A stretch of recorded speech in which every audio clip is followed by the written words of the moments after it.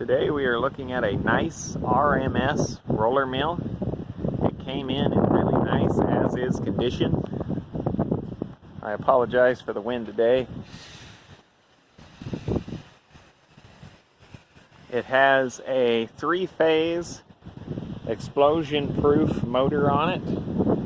The motor is 208, 230, 460 volt, and it is a 20 horsepower.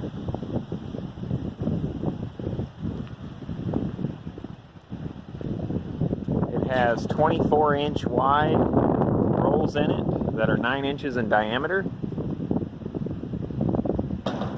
The gap between the top set of rolls can be adjusted with these levers here. And the gap for the bottom set of rolls can be adjusted with these lower levers down here. The in-feed gate is adjusted with this lever here. You would lower it down to increase the feed and raise it up to decrease the feed. This is looking inside the hopper. It does have a rotating agitator. You can see it there.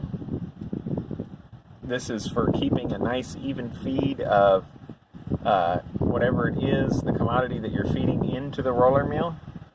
This is looking at the top set of rolls. It has 7 grooves per inch on these rolls. It still has a really nice edge on it. These rolls have a lot of life left in them, and they would go to work and run a long time before they would need to be removed and recorrugated. This is looking at the bottom set of rolls. It has 13 grooves per inch on the bottom set. They still have a nice edge on them, and these will go to work and run a long time as well before they will need to be recorrugated. This is looking behind the safety shield with the cover removed. All of the roll pulleys are all the same size.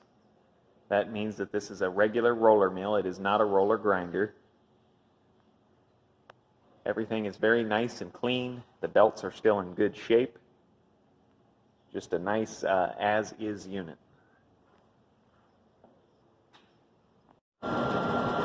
Here we have the unit running. Everything is running nice and smooth and as it should.